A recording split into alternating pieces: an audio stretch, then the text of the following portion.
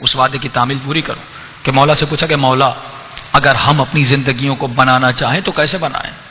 تو امام نے انسان کی ڈیفینیشن کی، فرمایا 4 طرح کے لوگ ہیں، کچھ وہ ہیں 4 طاقتیں تمہارے وجود میں ہیں اور ان 4 طاقتوں پہ چلنے والے 4 طرح کے لوگ ہیں۔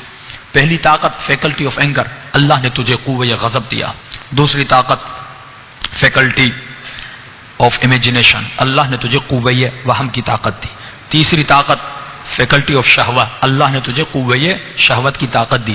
چوتھی طاقت فیکلٹی آف وزڈم، اللہ نے تجھے قوت عقل دیا۔ ان 4 طاقتوں کے ساتھ اے انسان تو زندگی بسر کرتا ہے، تو جیتا ہے، تو چلتا ہے، تو کماتا ہے، تو شادیاں کرتا ہے، تو ہنستا ہے، تو روتا ہے۔ یہ تمام تر چیزیں ان 4 طاقتوں میں چھپی ہوئی ہیں۔ اب وہاں فرماتے کچھ لوگ وہ ہیں جن کے اوپر قوت غضب حاکم ہے، یعنی یہ لمحہ لمحہ غصے میں آ جاتا ہے۔ یہ انسان آپ نے دیکھا ہوگا ایک بھینس کے چکر میں 20 لوگ مر جاتے ہیں، ایک زمین کے ٹکڑے کے چکر میں ایک شخص نے، ایک بھتیجے نے اپنے 4 چچاؤں کو مار دیا۔ یہی پاکستان میں آپ دیکھ رہے ہیں، یہ غضب کی وجہ سے عرب اپنی دوران عصبیت و جاہلیت میں اپنی بیٹیوں کے قاتل بن جاتے تھے، اسی قوت غضب کی وجہ سے۔ ڈیٹیل میں انشاءاللہ آؤں گا۔ دوسری طاقت فرمایا قوت وہم، قوت خیال۔ کچھ لوگ کے اوپر خیال کی حکومت ہے، یعنی آج آپ اکثر نوجوانوں کو دیکھتے ہیں ایک غلط ٹریٹمنٹ کی وجہ سے، غلط اہداف کی وجہ سے ان کی 60 سال کی زندگی تباہ ہو جاتی ہے۔ مثال کے طور پر کسی بچے کے ذہن میں یہ بیٹھ گیا اگر میں دنیا کا مالدار ترین انسان بن گیا تو میں دنیا کا کامیاب ترین انسان ہوں، یعنی یہ پوری زندگی ایک ایسے ہدف کے پیچھے جاتا ہے جو ہدف اس کی دنیا اور آخرت کو تباہ کر دیتا ہے، جس کے اندر روحانیت ختم ہو جاتی ہے۔ اگر کسی مولانا نے، اگر کسی ذاکر نے، اگر کسی نوح خان نے یہ ہدف بنا دیا کہ بھائی میں پاکستان کا مشہور ترین خطیب بن جاؤں، میں دنیا کا مشہور ترین خطیب بن جاؤں، یہ ہدف بھی غلط ہے۔ یہ اس ہدف میں پیچھے جاتے جاتے اس کے اعمال، اس کے اوراد، اس کے اذکار، اس کی تمام تر دعائیں، تمام تر وہ راہ شہرت میں چلی جائیں گی، تباہ و برباد ہو جائیں گی، کوئی کام قبول نہیں ہوگا۔ یعنی یہ تمام تر جو اہداف ہم زندگی میں بناتے ہیں، امام فرماتے اہداف تمہارے راہ خدا میں ہو۔ مجلس پڑھو تو قربتاً اللہ، مجلس سنو تو قربتاً اللہ، نماز پڑھو تو قربتاً اللہ، کسی کی مدد کرو تو قربتاً اللہ، فرمایا کسی یتیم کے سر پہ ہاتھ رکھو تو قربتاً اللہ۔ آج جو ٹی وی شو میں جتنی چیزیں تقسیم ہوتی ہیں یہ قربتاً اللہ نہیں، کوئی بائک دے رہا ہے، کوئی ٹی وی دے رہا ہے، کوئی گھر دے رہا ہے، کوئی حج کی ٹکٹ دے رہا ہے، یہ تمام تر چیزیں قربت پروردگار عالم کے لیے نہیں ہے۔ ان کا مقصد شہرت ہے، ان کا مقصد اپنا نام کمانا ہے۔ مولا فرماتے جب اہداف غلط ہو جاتے ہیں، جب مقاصد غلط ہو جاتے ہیں تو پوری زندگی کی زندگی کیا ہو جاتی ہے؟ تباہ و برباد ہو جاتی ہے۔ یہ کس کا کام ہے؟ یہ وہم و خیال کا کام ہے کہ ہم ایک چیز سوچتے ہیں جو سوچ دھندلی ہے۔ کہ مولا فرماتے جو انسان حرام کا پیسہ کما رہا ہے، اس کی مثال اس طرح ہے کہ یہ دریا پر، پانی پر اپنا گھر بنا رہا ہے۔ یہ گھر کتنے دن ٹکے گا؟ ایک دن ڈوب جائے گا۔ کہ یہی انسان جب قیامت کے دن اٹھے گا کہ میں نے بہت سارے ڈیفینس میں وہاں پر میں نے بڑے امیروں کو دیکھا کہ اپنے گھر کے دروازے پر خیرات لگائی ہوئی ہے، یہ شہرت کے لیے کہ بھائی اگر غریبوں کو دینا ہے تو علی کی طرح دو۔ علی غریبوں کے دروازے پہ جاتے تھے، غریبوں کو اپنے دروازے پہ نہیں بلاتے تھے۔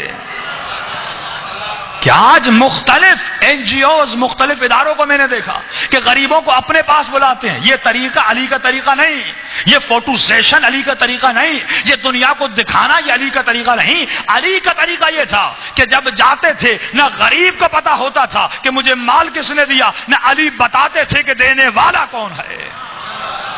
لیکن آج اللہم صل علی محمد،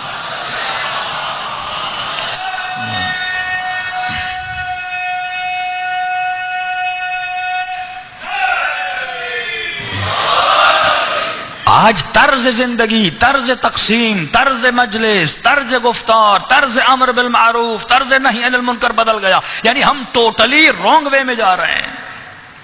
کہ فارسی میں ایک مثال ہے کہ وسیلہ ہدف کو توجیہ نمی کند، وسیلے ہدف را توجیہ نمی کند، کہ مومن یہ کہے کہ مجھے کسی مومن کو ہنسانا ہے، کیا ہنسانے کے لیے ہم جو کچھ کریں جائز ہے؟ نہیں۔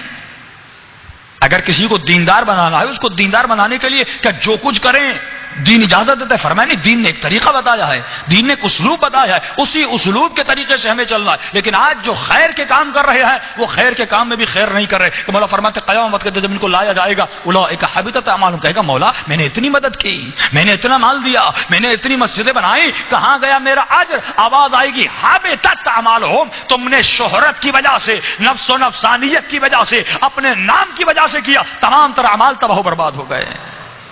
کہ بہلول کی مثال ہے نا، ہارون نے کہا مسجد بنا رہا ہوں، بہلول نے کہا ہارون مسجد پہ لکھ دو بہلول مسجد۔ کہا بڑے شانے ہو، بڑے عقل مند ہو، مسجد بناؤں میں نام لکھوں تمہارا؟ کہا بس پتا چل گیا نا تو مسجد نہیں بنا رہا، اپنا نام بنا رہا ہے۔ یہ مسجد تھوڑی ہے، یہ نام ہے۔ آج برائے نام ہم کیے جا رہے ہیں، صرف نام بنے، صرف نام بنے، صرف شہرت بنے۔ ارے نام دنیا میں کیا بنانا، نام جنت میں بناؤ، نام امام زمانہ کی لسٹ میں بناؤ کہ مولا بار بار دیکھے یہ میرا شیعہ ہے، یہ میرا چاہنے والا ہے۔ واللہ قوم میں ایسے ایسے علماء جیتے ہیں کہ آپ پریشان ہو جائیں، ان کے ایک اشارے سے کئی کرامتیں ابھر آتی ہیں، لیکن گمنام ہے، کوئی نہیں جانتا، بہت کم لوگ جانتے ہیں۔ فرمایا وہ نام کے لیے نہیں، وہ خدا کے لیے کرتے ہیں۔ اہل بیت یہی فرماتے جو کام کرو پروردگار عالم کے لیے کرو۔ جب زندگیاں ایسی بنیں گی، فرمایا تب زندگیاں محبت ہے۔ یہ وہم ہے، یہ گمان ہے جس کی وجہ سے ہم اہلت اہداف بناتے تھے۔ کچھ لوگ وہ جن کے اوپر ان کا وہم و گمان حکومت کرتا ہے، کچھ وہ جن پہ غصہ، کچھ وہ جن پہ وہم، فرمایا کچھ وہ جن پہ شہوت حاکم ہے۔ یہ شہوت کے پجاری، شہوت صرف اعضاء نکاح سے اس کا تعلق نہیں۔ کل میں نے عرض کیا کہ شہوت کا مطلب مال پرستی ایک شہوت ہے، شہرت پرستی ایک شہوت ہے۔ امام فرماتے ہیں حکومت پرستی ایک شہوت ہے، اور لوگ اسی شہوت میں مبتلا ہو کر علی کے قاتل بنے۔ ابن ملجم یہ نماز کی حالت میں نگاہ حرام میں مبتلا ہوا، شوق زواج جب پیدا ہوا کہ مجھے تم سے شادی کرنی ہے، اس نے کہا میری شادی کا حق مہر بہت بڑا ہے، کہا جو بھی ہو میں دینے کے لیے تیار ہوں، کہا میری شادی کا حق مہر یہ ہے کہ علی کا خون تمہاری تلوار پر چاہیے۔ اس نے کہا مجھے منظور ہے۔ اس کا ارادہ کمزور ہوا تھا، جب کوفے پہنچا اس کا ارادہ متزلزل ہوا، یہ مولا کو مارنا نہیں چاہتا تھا، متزلزل ہوا۔ اس کے ارادے کو مضبوط کرنے والی یہ خاتون تھی۔ کس وجہ سے؟ اس شہوت کی وجہ سے، ان آنکھوں کی وجہ سے۔ ابن سعد کا ارادہ متزلزل ہوا تھا جب ابن زیاد نے کہا کہ کہاں جا رہے ہو؟ کہ حکومت رے کا قوالہ ملا ہے، جا رہا ہوں۔ فرمایا نہیں جا سکتے، کہا کیوں؟ کہ حسین ابن علی کربلا کے میدان میں پہنچے ہیں، جب تک حسین سے بیعت نہیں لیتے یا حسین کو قتل نہیں کرتے تب تک نہیں ملے گی۔ اس نے اسی وقت کہا تھا۔ فرمایا کیا تو پاگل ہے؟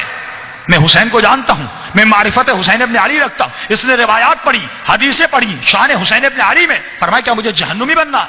کہ تمہاری مرضی، یزید کا حکم ہے کہ تب تک رہے کہ حکومت نہیں ملی۔ اس نے کہا ایک رات کی مہلت چاہیے۔ امام فرماتے ہیں پوری رات سوچتا رہا۔ یہ واحد و ملعون ہے جس کے خیمے میں حبیب ابن مظاہر گئے، مولا گئے، مولا نے کئی گھنٹے اس کو سمجھانے کی کوشش کی، کیونکہ پڑھا لکھا سلجھا ہوا انسان تھا۔